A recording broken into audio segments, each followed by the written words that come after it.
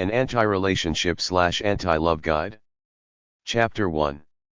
Single for one reason or another. 1. Lost the fairy tale or never had it in the first place. 1. Relationships aren't worth it. They cause too much pain and headaches. I found a few people using the term anti-relationship on the internet. It means I'm not particularly interested in a monogamous relationship right now.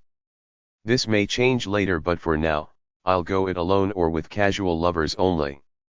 The reasons span the spectrum. Some people are born that way. Some people get spurned a few times then turn off. Some people have bad personalities but don't realize it. The anger in the world is monumental. Many people are angry. Many people are trivial, always looking to bicker, playing some one-upmanship game in their minds that they must win. Some people have no money. They're barely getting by, don't have a car, so why bother trying to date someone when you're struggling to pay bills? Nowadays, we got gotentaus, men going their own way, and incels, involuntary celibacy, guys plus the red and black-pilled guys who all say women want too much for too little in return, so they say I'm not interested in a romantic relationship with anybody. I'm happy by myself. At the other end are the deep people who I think are just overly soppy. These are the people who have been hurt, cheated on, betrayed, etc. Personally, I think every human being that's alive, unless you're very, very lucky, has been abused, insulted, betrayed and disrespected. This is a matter of routine if you spend time in that world out there outside your doors. I have people disrespect me all the time. To me that's the way of the world. It's full of assholes looking to try to get one up on anyone, even a stranger they see. There are trivial people who want to put down people they don't like just for the sake of building themselves up for the moment. There are little people in the world who get their kicks out of abusing whatever power and control they think they have over others in an official capacity as their own personal ego trip to impose pain on others to make themselves feel good. The world is full of trivial assholes, men and women alike. I've come across enough nasty girls to lose my idea that females are the fairer sex. At my age, there are no highly idealistic wonderful women out there. Everyone is damaged by living in a world of humans. I was raised on the Bible, which taught that all humans are sinners. The Old Testament is full of one tragedy after another, people doing evil things to each other. I understand when somebody says I'm happy alone. I don't want to waste time chasing some golden person that does not exist in real life. I'm not a fan of Whoopi Goldberg, but I saw her once talking about being single on her TV show, The View. She said, I'm the way I am, I'm not a spring chicken, I like the way I set my place up, I'm comfortable. I'm not going to change it for some guy. What guy would be worth it at her age? She was realistic. She's an older overweight woman, some people would say she's ugly, set in her ways with her own mind. Her potential for romance was probably sucked out of her by real life by the time she was 35.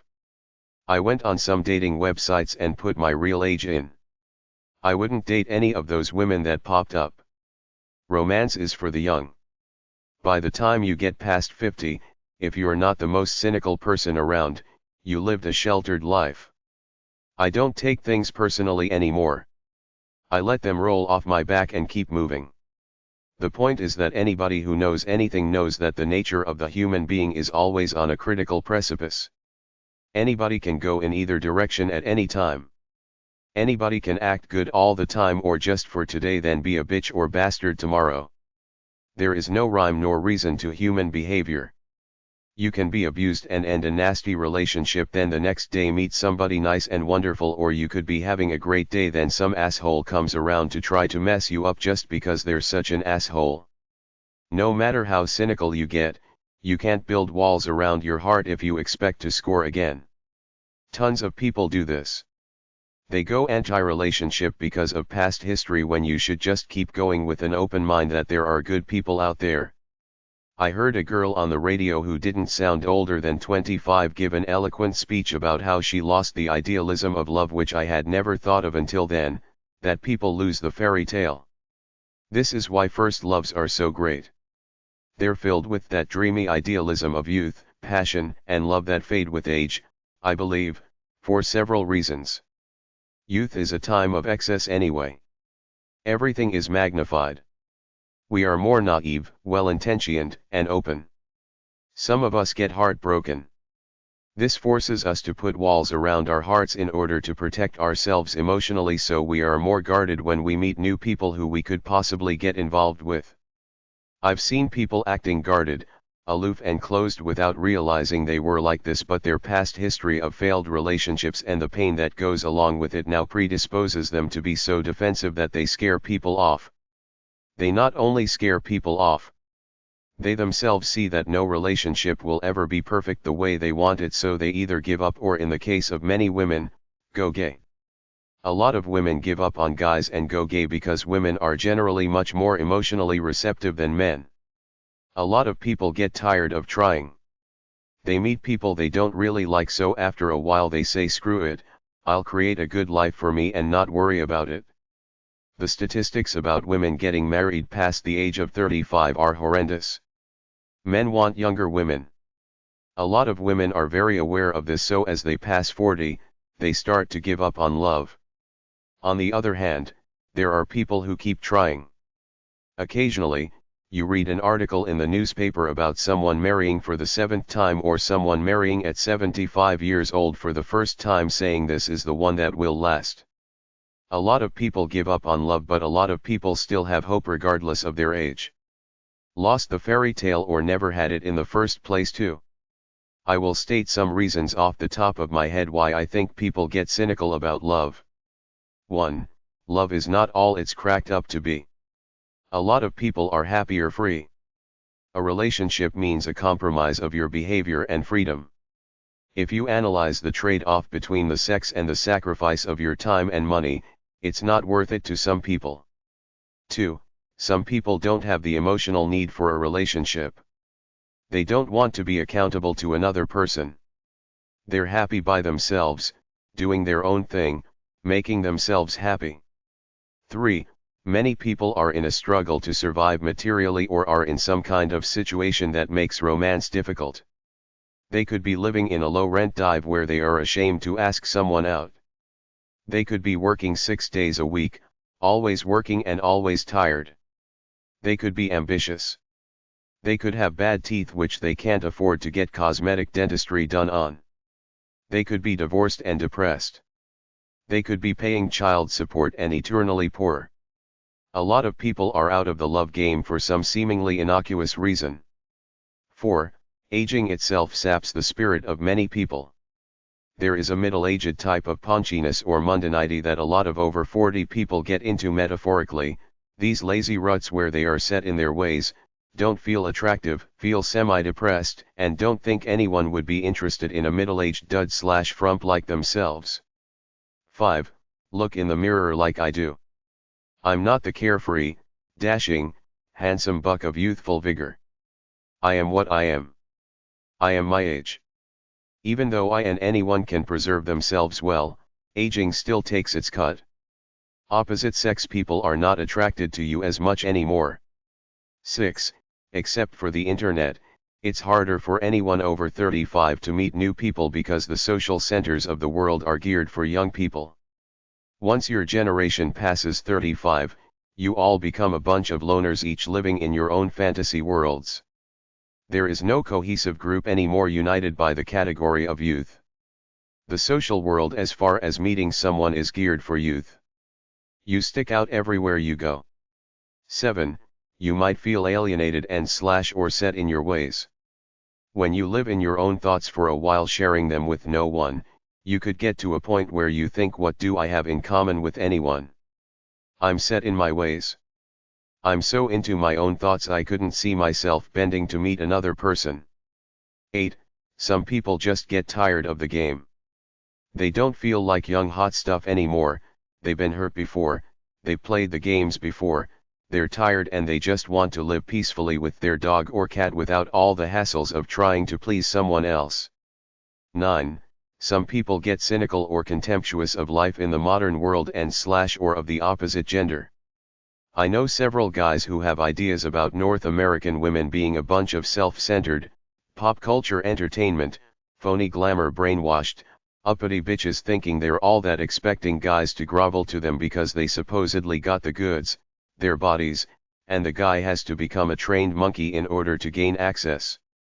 This seems to be the game of love as defined by our culture, whereas if a guy is sincerely looking for love, he is looking for a true companion, a true, honest friend. But so many women out there are putting on airs that he gets cynical, concludes they're all brainwashed phonies and shuts off, perhaps looking for girls in another country to find what he wants.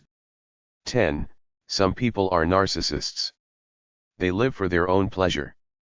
There is nothing wrong with this as long as you don't use or mistreat other people. The world is generally cold, impersonal, and rude. If you deal with people all day long every day who are ambivalent to you, after a while you conclude there is no love in the world left. Everybody is chasing after their own illusions of success, narcissism, and beauty, so why bother trying to date a person who is cold and self-centered anyway? In the final analysis, I believe there are good, kind people out there with both inner and outer beauty, but it wears kind of thin when you're dealing with people all day long every day who are either dumpy on the outside or look good on the outside but have terrible, arrogant, bitchy personalities on the inside, but they are there. The thing is that you have to have patience. The best you can do is to develop yourself and live a happy life as an individual. It's like Rumi said, you have a certain spiritual essence about yourself. There are a number of people in the world who share this spiritual essence.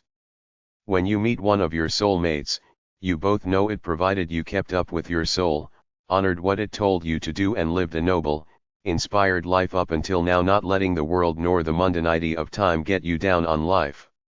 I'm a bit arrogant in the sense that I believe cool 60-year-old dudes can attract 25-year-olds. This is where men are luckier than women. A 45-year-old woman is generally not gonna attract a younger guy, but men can attract younger women throughout their lives. So the plight of the single, older girl is that if she wants to fall in love, she can't look at the young bucks, she has to look at guys older than her because they are the only ones realistically interested. But at the back of their heads, most guys over 50 are looking to snag a 25 to 32-year-old. So I understand why this massive sea of over 40 women are cynical about love. I would say your best bets are to join a church and get involved with it. Love Contrarian 1. Love is an ideal, reality isn't. All ideals crumble when you see the real person and when they age. Everybody says they're companions, comfortable with each other in old age, but what's the big deal about trading in one spouse for another or adding another spouse as in polygamy? We have archaic views about love in our society. The truth is simple. The more you live as you are the way you were born, therefore the more real you are in presenting yourself to the world, the more I and most other people respect you and the more we're attracted to you. Contrary to the cultural myths put forth by the mass media marketing machine, in the real world we all have an inherent intuitive judgment system within ourselves that enables us to see the essence of a person, their souls bared so to speak, within a few seconds to minutes after seeing them for the first time. For those of us free enough to not get indoctrinated to look for a capitalist, pop culture caricature of success and happiness, the search for love or sex partners is easy. Just follow your intuition without getting sucked into the clothes a person is wearing, the type of car they drive, the square footage of their houses, or how cool they appear to be based on their knowledge and imitation of the current pop culture. This is counterintuitive to the massive marketing machine out there telling girls to color their hair cause they're worth it, and to buy into the stereotype that a girl who likes to shop for frivolous stuff is a real cool, happening, liberated chick. The cool image for successful conservative guys is supposedly the guy in the Armani suit, wearing sunglasses, on his cell phone, driving around in his expensive car, constantly working to build some illusory capitalist empire. For the liberal guys, it's to be a cross between a sensitive wimp and a hippie, eco-tree hugger, granola type with long hair, maybe a ponytail, wire-rimmed glasses with deep, sensitive eyes. Regardless of the image a guy chooses to play that he borrowed from the outside world, it's all a pretense to get chicks and hide his insecurities, because all guys are basically same underneath the image. It's not that we're purposely dogs. It's just we were born that way. You can never underestimate the roles hormones play in human behavior. Testosterone is the sex hormone for men and women, but men have 8 to 10 times more than women. The truth in the love game is the exact opposite of the marketing messages you see on TV. If you want to attract a person of substance, don't try to be trendy and cool based on all the TV commercials that are directed at women's vanity or men's capitalist success and machismo. Be yourself. Be modest. Be who you are. Look at your life as a case study of one and try to do whatever it is that's original and inspired within you that you were born with, and you'll have a much greater chance of attracting a worthy soulmate than trying to imitate some image you got from your culture. If you're naturally sensuous and passionate about your life, first of all, don't let the world brainwash you. Secondly, be who you were born to be. Don't let them screw with you by turning you into some soulless, nerdy workaholic working for their ideas of success and happiness, sacrificing the real horny, sexy, free, happy you in the process. This has already happened to millions of people. Plenty of young girls are adventurous and free, but by the time they're 30, most are either brainwashed to pursue their careers very seriously, looking to have babies and be good mothers, or depressed because they haven't found their mythical Prince Charming yet and they know they isn't exactly getting better. They're getting replaced by younger, fresher girls. There are very few girls over 30 willing to be sensual hedonists for the sensations of it, cause that's what they feel, but there are a few. If you're presenting some image to the world, you might attract brainwashed people like yourself, but from my experience out there, people that are brainwashed by something and not following their true natures the way they were born in their souls always end up crashing and burning in the void of existential emptiness at some point in time. So why bother with people like that if you're looking for love? Look for somebody with enough of an identity to try to be artists of their lives. They're stable. They're not like lost souls always looking for some gimmick to fill them up. It'll save you a lot of headaches in the long run. Love contrarian too. Just about every single person I know around 50 years old or older, men and women alike, lament the fact that they aren't paired up and think that life has passed them by, that their best days for finding love and enjoying life are behind them. Most of us want both deep human connections and free-flowing, unlimited carnal sex, but you generally can't get both with one partner in a monogamous relationship. Some people don't even get one of the two in a relationship. What are you supposed to do? I never get too soppy or deep. Romantic love can add to my sense of identity, but it can never replace it, which is why I beat out just about everybody in the experience of life, because I don't get neurotic about things I don't have that society says I should have. So many people destroy themselves either looking for love, because they're not in love, or because they're in a horrible relationship. Some of us are too untamed to be in monogamous relationships. Life is lived as it happens day by day. I know at least half a dozen guys who are more interested in their booze and drug hobbies than being family men. Personally, I crave the sensations of the upper limits of the human experience. A relationship is only one part of life. I'd say it is or shouldn't be any more than 15% of an individual's life. With all the other activities I do every day, 15% of your energy dedicated to your sweetheart is plenty enough to keep anybody in love with you. A lot of girls are flash and show. They don't want to do much beyond shop and watch gossip shows on TV. If you live for inspired action from the soul, as many creative, bohemian types do, nobody can keep up with you or share your experiences anyway, many of which are solitary, such as writing, painting pictures, playing an instrument, working out, etc. No matter what, we're all still loners in our heads, ultimately answering only to ourselves. Nobody seems to want to admit this existential fact of the human condition. Everybody is always trying to act like they're deeply connected to some in-crowd or other people somewhere, when the truth is that survey studies bear out that most couples don't even know each other all that well, based on comparing self-analysis questionnaires with how the person's spouse evaluates him or her.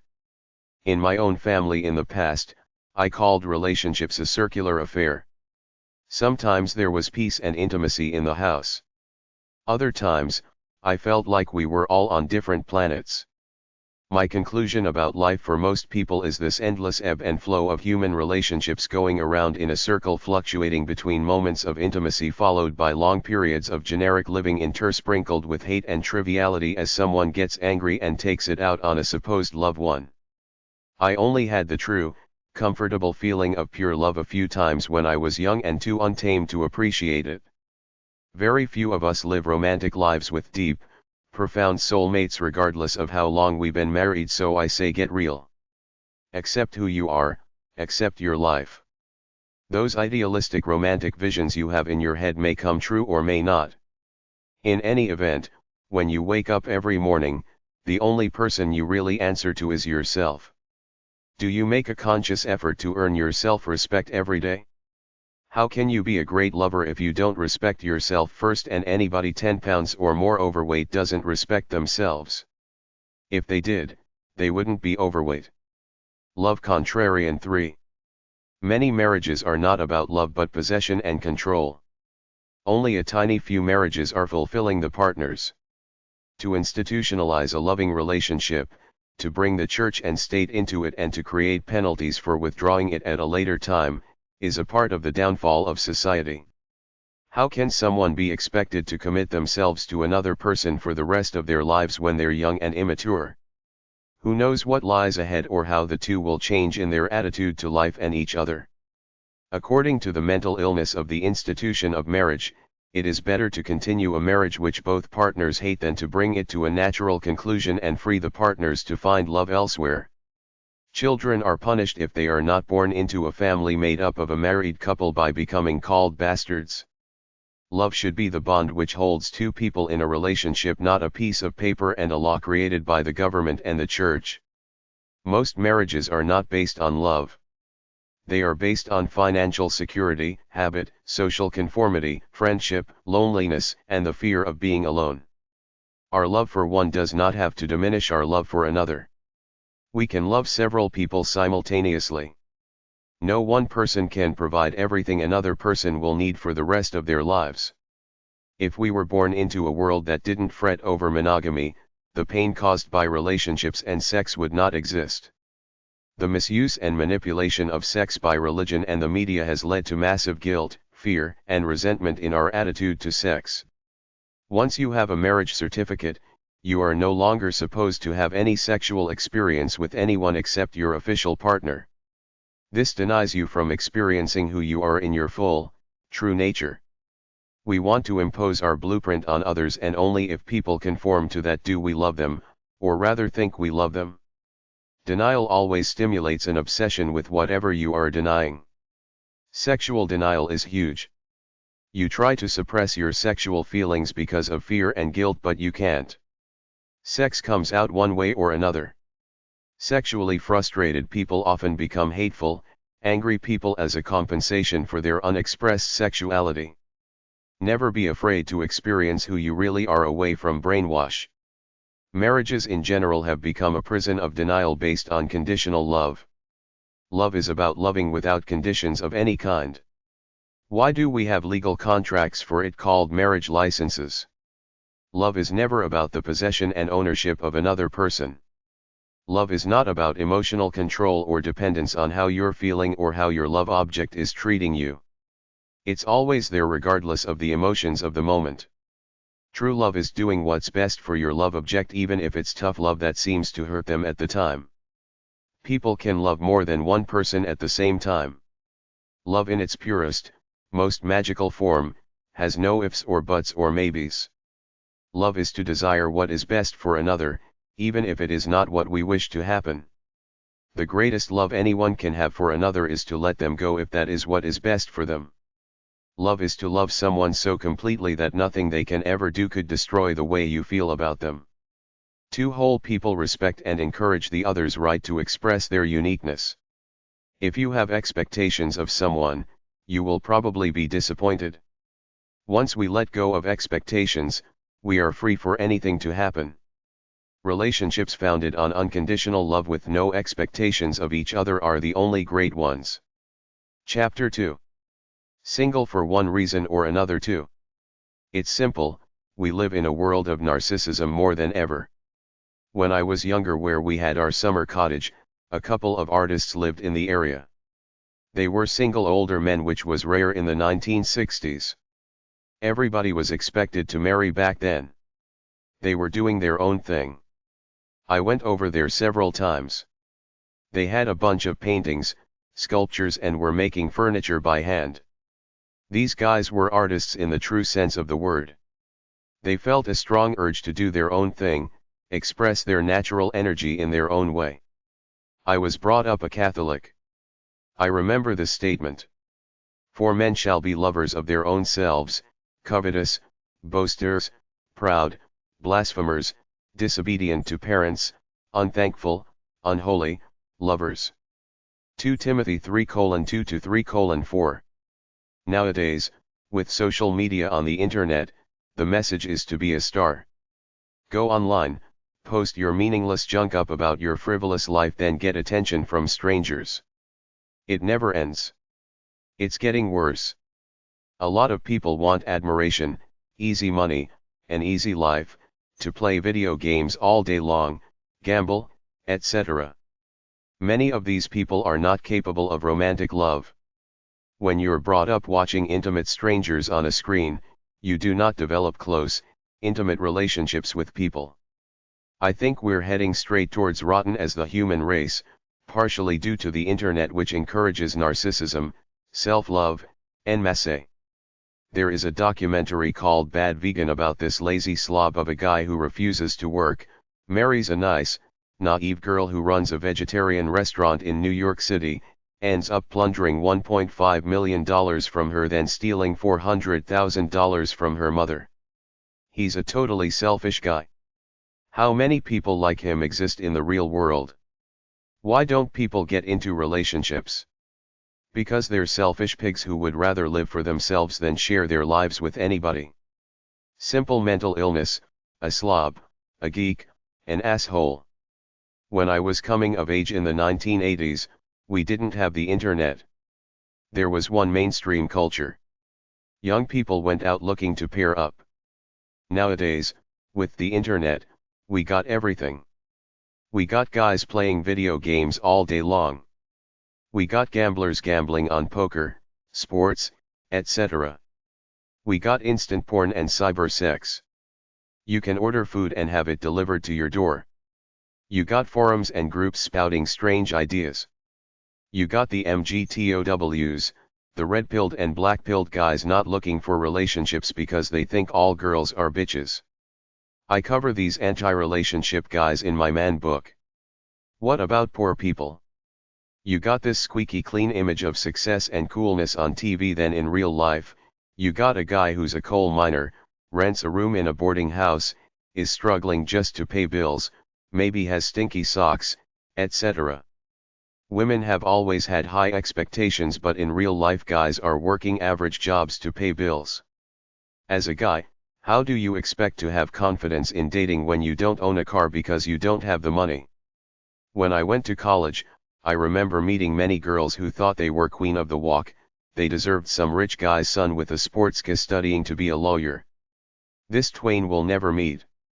Average guys trying to get by versus the delusional chicks with their romantic fantasies.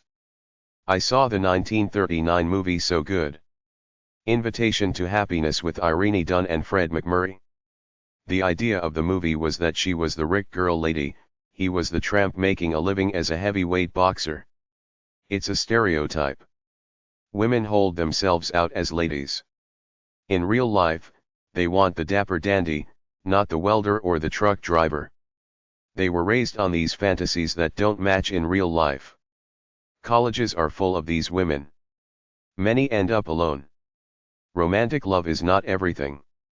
After you get enlightened, freedom is not some hippie adventure of anything goes.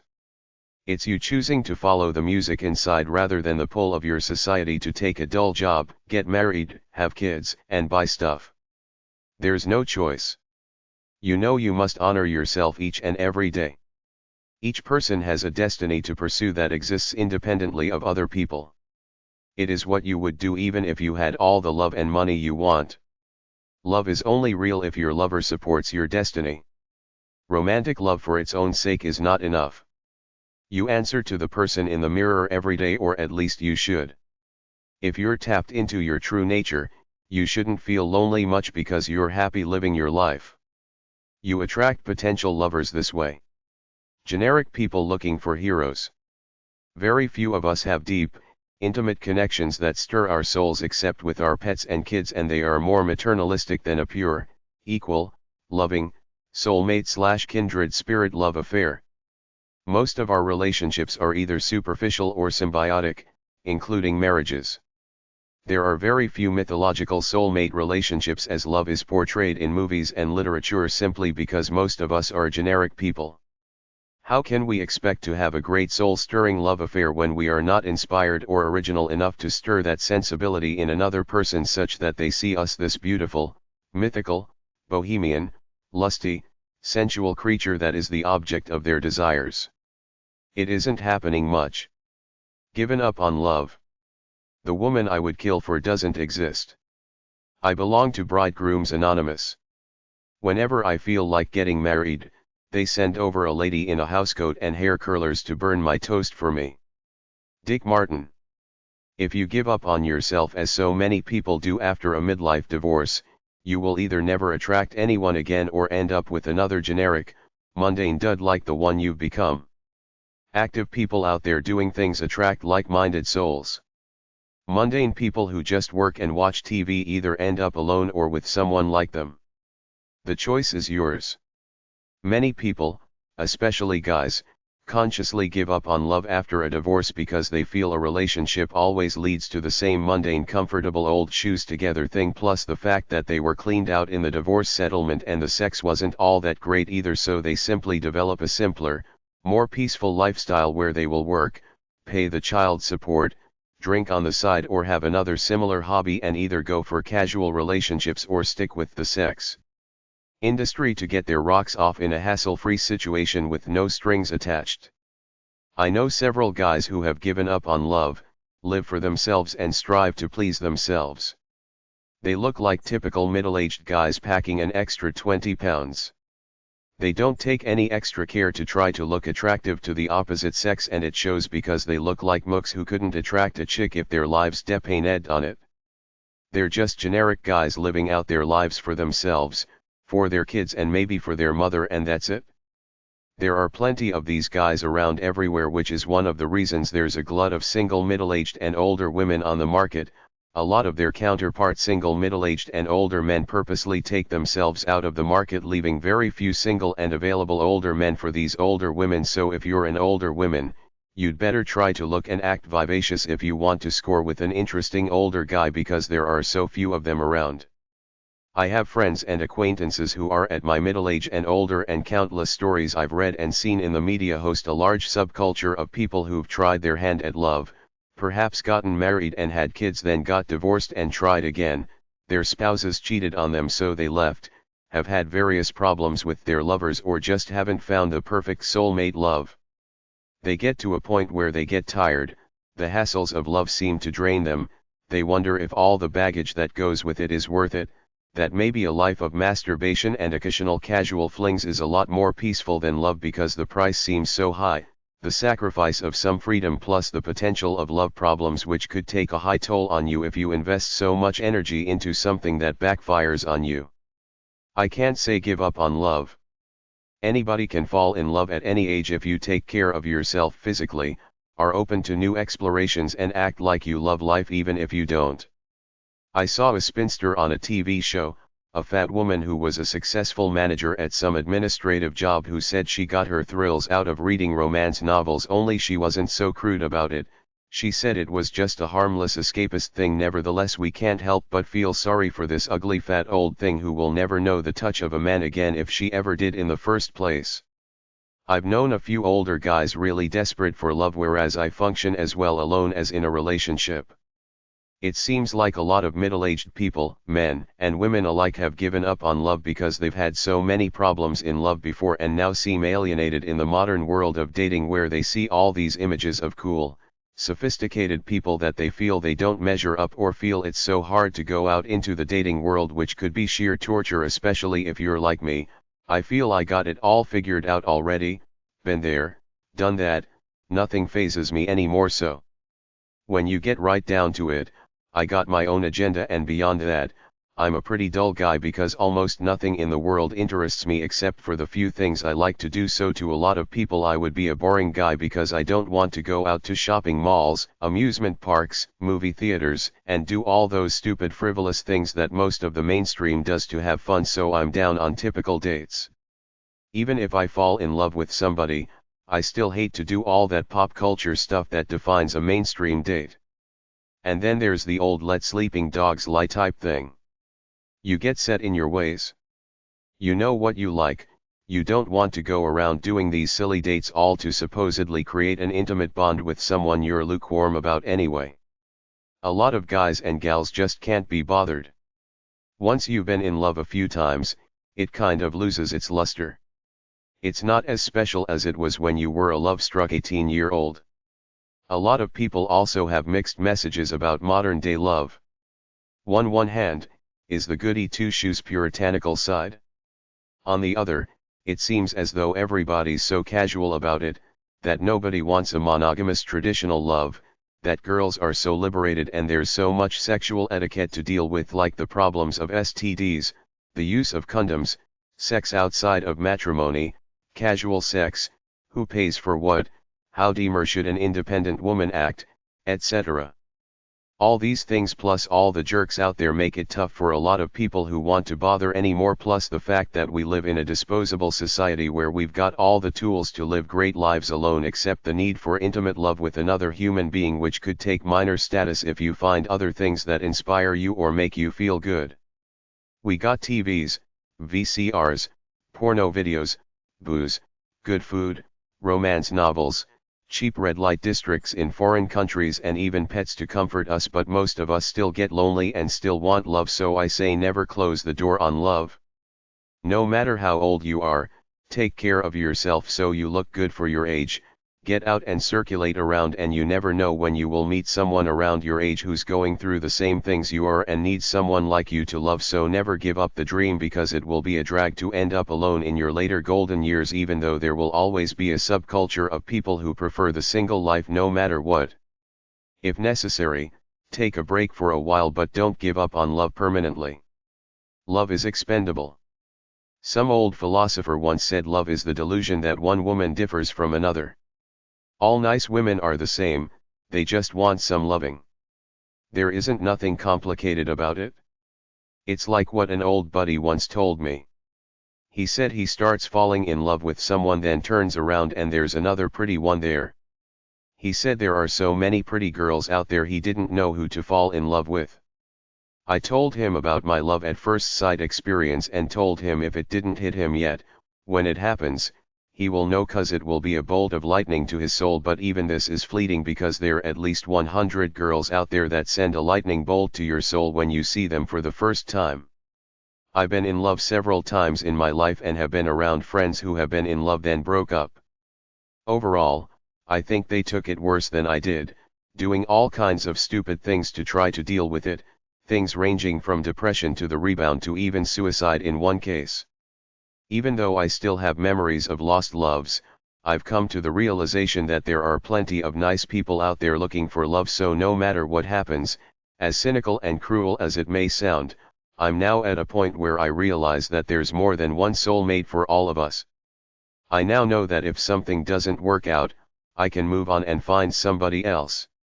Even though I may fall in love, I can just as easily roll over and start all over again. The point is that no matter how good it feels, know in your heart that you can always start over again if something happens, like they cheat, leave, or die. Our culture romanticizes and idealizes love with one person exclusively for life, but the truth is that we're tough, and even though it's nice to be loved by this magical person, we can just as well get along without her, and besides, life goes on no matter what, so even though it's fine to be a romantic fool, keep one foot on the ground and don't go all nutty when you have your first disagreement or your lover dumps you. When you look at the animal kingdom, you see that mates are expendable and replaceable, so stay stable if you happen to lose one. Chapter 3. Some people are not relationship material. Types of people. Most people are not that complicated once you peel away the phony exterior. You're looking for the heart, soul, and essence of a person. What makes them tick? What is their motivation? What inspires them when they get out of bed in the morning, if anything? First off, I generally believe that you can read a person's essence very quickly by looking at their face and body. That's their biography. Youth is a time of grace, but shortly after the age of 25, the way they live becomes what they look like. If you take care of your body or don't take care of it, it shows. Your body is a measure of self-respect or lack of it. In the face, facial beauty is not the issue. It's the amount of natural joy imprinted in the face. Someone can be blessed with good looks but still have a glum face or a plain face because they're not living a happy, inspired life. When you see true joy for life in a face, you know it, but it's not common. If you want an in-depth look at what makes a person happy, refer to my Free Spirits book. It's about knowing the natural standard on how you should live your life and releasing that energy every day. Truly happy people are happy within themselves by what they do. They don't care about projecting a certain image onto others because they don't have to. They're happy as is. This is one of my criteria in judging people. Are they happy as is because they know their true identity and constantly release that energy, or are they projecting some kind of image because they're not happy enough just being themselves? If I see a guy with earrings on, a girl overdressed with trendy clothes and colored hair, somebody driving a cheesy sports car, somebody who's a name dropper, a show-off, a big mouth or a braggart, they are consciously doing these things to try to get attention from others for one reason or another. If you're happy with yourself, you don't need to try to act cool, high or mighty to get others to notice you because you're happy within yourself. Look at the motivation. Do they live by soul, their real selves, or image, some fake self they're manufacturing about themselves? If I'm looking for a wife, I'm looking for a girl being her real self, someone who has discovered the beauty within herself and lives to release that energy without having to go around trying to act like some fashion diva or something like that. Having said all that, I'll end it by saying most people have a simple motivation behind them. They pick one thing or it picks them, and that's what they live by. It could be money, status, love, religion, pro basketball, TV, food, booze, etc. Most people really are simple. Try to figure out what turns their crank for real and you've found the soul of the person. Here are a few stereotypes. Artist. Thinks life has a deep meaning, too self-absorbed with being profound rather than living for joy day by day. Athlete. Lives to release physical energy. Big dude. May try to intimidate people by his size. Acts stupid to fool people but usually has average intelligence. Cheapo. Too cheap to spend money on anything. Complainer, bitch. Elitist nag. Could physically hurt you because she'll take a fit if she doesn't get her way. Couch potato. Always wants the easy way out, something for nothing. Dreamboat. Funny, good looking, complimentary, has money, likes sex. Don't exist much in the real world. Grumpy. Cynical, hates the world. Hypochondriac/winner. Someone always acting sickly as an excuse for being too wimpy to live a gutsy life. Ice queen. No fun, humorless snob. Joker. Tries to make everything seem smooth by telling jokes. Never serious. Mr. Anxiety. Always worried that the sky is about to fall in. Mr. Energy. Wants sex all the time. Mr. Moneybags. Thinks money is the key to happiness, having lots of things. Mr. Nice Guy. Friendly enough but don't expect a leader or a sexual dynamo. Mr. Religion. Living a limited life bowing down to some creed. Good for him but he is brainwashed. Mr. Sensitive. Nice guy, family man, conformist but wimpy and nerdy. Mr. Status. Thinks flaunting material superiority in front of others will get him attention, respect, and a good feeling inside. Mr. Superficial, Non-committal. No backbone, no identity, nothing definite. No direction, no decisions. Mrs. Dramatic. Way over the top. New Age types. Need wacky ideas to give themselves a sense of worth. Psychologist/intellectual. Mr. Know-It-All, acts like he knows everything, always analyzing you. Straight, strict, drill sergeant. Boring guy still brainwashed by achievement motivation he was taught in grade school. Playing some illusory game of notches in his belt. Always serious, always competing. The baby. Acts helpless to get sympathy. The dreamer. Doesn't live in the real world. The exploiter. Uses who he can. Cons people. The prosecutor. Too many questions. The seducer. Thinks that sex will make it all better. Wild guy or gal. Drinking all the time and doing stupid things because they have no real stable identity. Fun for a while but risky. Wimp, doormat. Is easily led. So desperate for friendship, they'll do anything to keep it. Self-Sabotage Red Flags.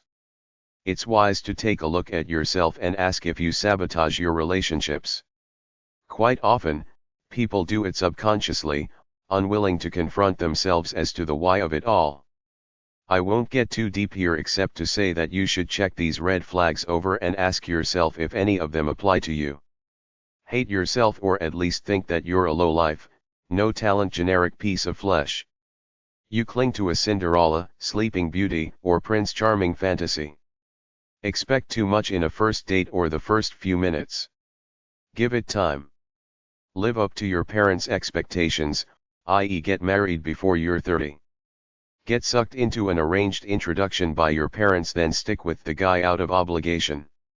Subconsciously repeat your parents' unhappy relationship through yours. Date a married man and think he will leave his wife. Usually, they don't. Deep down, you feel that you don't deserve to be happy, and if you are, something bad will happen to you. Hold yourself back career-wise because you think it makes you look unfeminine. You blame yourself for everything that goes wrong in a relationship. Unwilling to settle/compromise enough to date most prospective suitors. Angry and antisocial in general for whatever reason. Looking to marry up in social class. Refuse to date someone with less formal education than you. You're fat to avoid intimacy. Refuse to date people younger or older than you. You eat to deal with emotional problems. Move too quickly in a relationship. Booze. Dress like a China doll and act like one. Put too much emphasis on looks. Too obsessed with finding him/her. Stay in a bad relationship because you're afraid to be alone. Date a guy in prison so you can't have intimacy. Long distance relationship. Internet relationship as opposed to the real thing. Hold unrealistic expectations. Get depressed because of lack of success. Go out with an expectation of another night of losers to meet. Aren't satisfied being alone by yourself. You're attracted to men who abuse you. Constantly criticize all your past lovers in your mind to yourself. Let people cheat on you and otherwise treat you bad. Pressure your new beau about commitment. Unwilling to open up to trust anyone. Once you find someone, you stop trying to be a great lover. Amorophobia, fear of romance because it means risk and commitment. You feel that you can catch any man. You analyze your relationship too much. So afraid of rejection that you remain socially passive. Cling to the belief that there is only one soulmate out there. Willing to have sex too willingly to keep someone. Engage in one-night stands looking for Mr. Goodbar. Put yourself on a lofty pedestal of narcissism. Work out some unresolved conflict in your relationships with men. Seek out troubled types to mother and rescue. Make excuses for yourself not to go out. Treat romance as a logical enterprise with a checklist of needs a man must satisfy. Not willing to give up some of your freedom and independence. Overly romantic belief that love will solve all your problems. Look at love as a material means of acquisition. You're looking for someone who will take care of you. You're looking for someone to take care of/control. Chapter 4. Being abandoned makes some people lose trust in love. Abandonment issues in love. If you read women's magazines trying to act serious or watch psychobabble TV talk shows geared for women, you'll soon realize that aside from fear of life and food issues, the next most salient topic is what they call abandonment issues or fear of abandonment, which is a woman's fear of being alone based on all the times her father, boyfriends, and others stood her up and left her in her life. These abandonment memories are always there, barely beneath the conscious mind, in the subconscious, warning her that all men are pigs. They will abandon her, either telling her to stay safe in her little solitary island away from men so she can't be hurt, or it will tell her to keep a tight grip on this guy she's with now because she's nothing without a man and she'll fall to pieces if she has to go it alone again. This is what the psychobabble says. It's one of the reasons I think that a great many women are lost souls, because they buy into all this phony psychobabble these phony gurus called psychologists are telling them about how neurotic, scared and messed up they are based on events in their past, when the truth is that life is an ongoing journey. You create it as you go along. You don't look back much, if at all. I can't down psychobabble totally because I know one guy whose father abandoned him and his mother when he was 6 years old, and he's now a compulsive workaholic who equates making money with security. All he does is work 7 days a week. Money is his way to fill that hole of emptiness he has from being abandoned as a kid, or at least that's how he explained it to me. He's trying to put a buffer zone around his heart with money so he won't feel the pain of being left without a safety net anymore.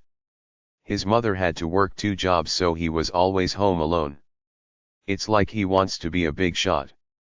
He wants other people to recognize him as a wealthy guy, a player, a big-time operator, a cool, successful guy. He doesn't seem to realize that what others think doesn't matter, that he has to live to please himself. This is his Achilles heel. According to him, he knows he's messed up, blames it all on the abandonment by his father, and can't seem to help who he is. I live for my own pleasure. I don't particularly care about impressing others or what they think of me, but this guy lives his life around getting others to think he's a VIP. I think the father's abandonment warped him to the extent that he went to opposite extreme to protect himself from having it ever happen again. He's now a narcissist. No normal person hangs photos of himself on the walls of his home or puts his awards and trophies up on display in his own house, but this guy does, and when I asked him why, he didn't seem to get that I was trying to tell him that it's silly. Life exists every morning when you create it, not by building monuments to yourself for others to supposedly admire and be impressed by. He's got these old relics on his wall from 20 years ago when he was in his heyday. He should just clean it all out and live for today. Most single women past the age of 25 have been wounded by at least one guy who stole their hearts, then left it in pieces for them to pick up and start all over again. Many women have abandonment issues, desperately afraid of a guy leaving them. They've been hurt before and don't want to live through it again, so they do either one of 2 things. Put walls up and start to see all guys as dogs. They will do anything to stay in a relationship regardless of how bad it is. Let's face it, most guys are dogs, at least in their minds. Guys are into sex more so than relationships, and with booze, drugs, sports, cars, golf, cards, and other things to keep them occupied. All in all, they're not great lovers, so most girls don't get the love they really want, but then again, most girls are terrible lovers too. They just lay there. They never take proactive action. The married ones feel neglected, the single ones past 25 and the divorced ones have all been hurt before, so many develop unconscious shields against men, retreating into their little shells, living their comfortable lives that take no risks in extending their boundaries to go out and meet new guys.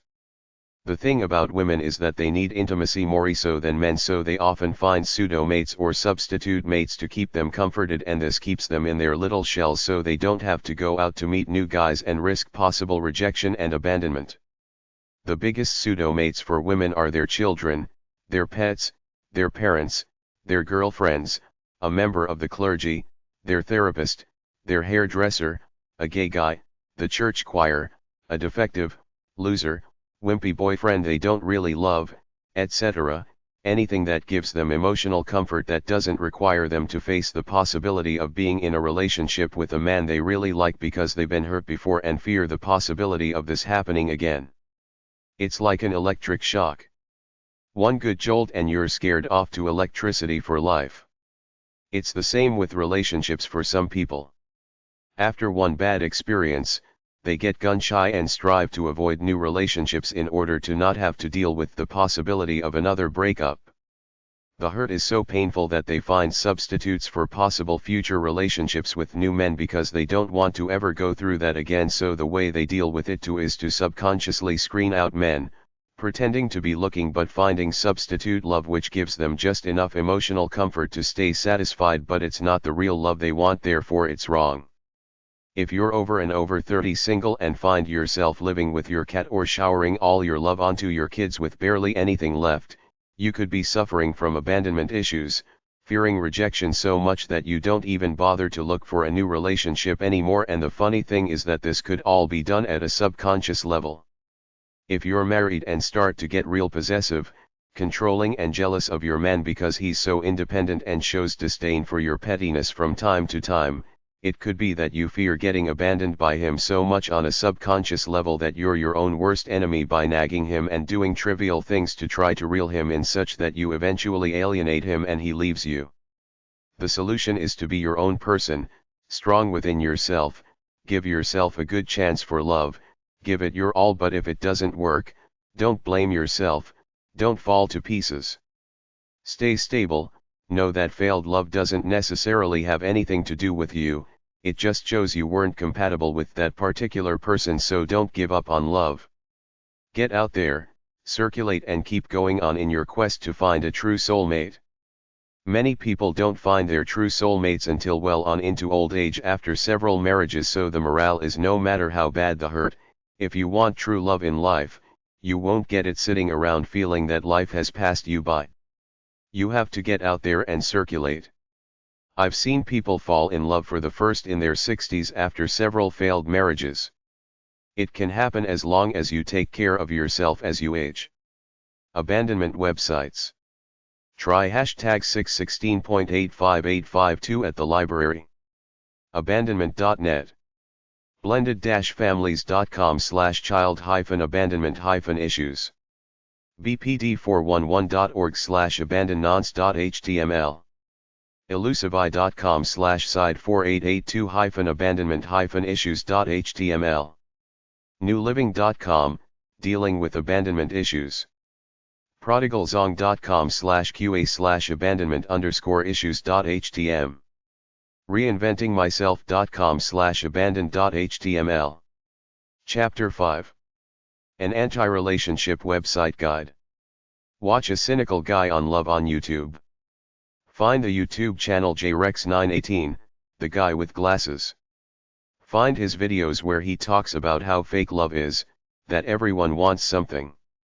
I really like him talking because he's trying to be honest about what's natural to him, unlike some pickup artist trying to come off like a cool dude. Anti-marriage websites. As far as I can gather, feminist lesbians are anti-marriage. Single guys don't care either way. Most probably think they'll get married at some point in time. Unmarried.org, the Alternatives to Marriage Project, Brooklyn, New York. daphne.palomar.edu/marriage/marriage_2b.htm, sex and marriage, marriage rules, the problems with 3 forms of marriage, including polygamy. Don't-marry.com. Feministing.com. elaubrey.org/swiss/blog/laffery-evangelical-quarterly.pdf, Paul, anti-marriage. Anti-sex. Ascetic. Anti-relationship websites. ish.com/society-work/society/friend_or_f.o.e. collegelove.tblog.com. gshots.com/humor/arcontract.htm, the anti-relationship contract, to guarantee no strings are attached. louis248.blogspot.com. madlyinlovewithhme.com, self-love. See coastonline.com/calendar/07212005/single/53. urbandictionary.com/define.php ?term == anti-relationship